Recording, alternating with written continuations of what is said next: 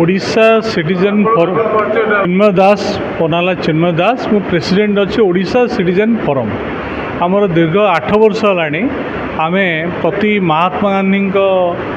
जन्म जयंती एवं महात्मा गांधी श्राद्ध भी जनवरी 30 ये दुटी एवं रथ यात्रा जगन्नाथ रथ यात्रा ये तीनोटी जाक प्रोग्राम को आमे भुवनेश्वर अवस्थित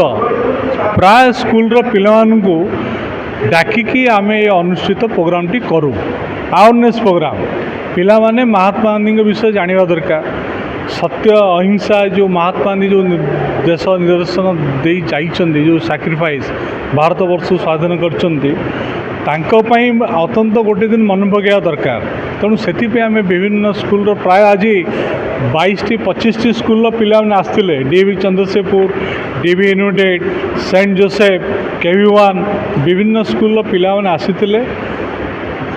300 ऊर्ध्व पिला जॉइन करते आम से नहीं प्रतिवर्ष महात्मा गांधी जयंती पालन करुचु सेलिब्रेशन सहित महात्मा गांधी चित्रांकन प्रतियोगिता और रचना प्रतियोगिता आज आमर छोट प्रयास जे महात्मा गांधी बाणी एवं जो आदर्श को उज्जीवित करने जीवित रखापी पिला भितर या गोटे प्रवेश करने आमर गोटे छोट सामंत आम ये गोटे मीटिंग करूँ अच्युत सामंत को आम कृतज्ञता ज्ञापन करूँ ये पिला सहित गोटे इंटराक्शन करी कहीं सी काली बोधे गत काली से महात्मा गांधी अवार्ड दिल्ली में पाई जीवन शैली सी भी किसी 40 वर्ष है सोसिएबल एक्टिविटी कर महात्मा गांधी आदर्श अनुप्राणित है किस करवा ये करवा तेणु अच्युत सामंत आम शुभेच्छा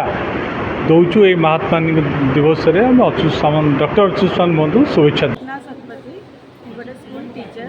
ये आम ओडिशा सिटीजन फोरम तरफ बहुत गुड़िया कार्यक्रम छुआ पाई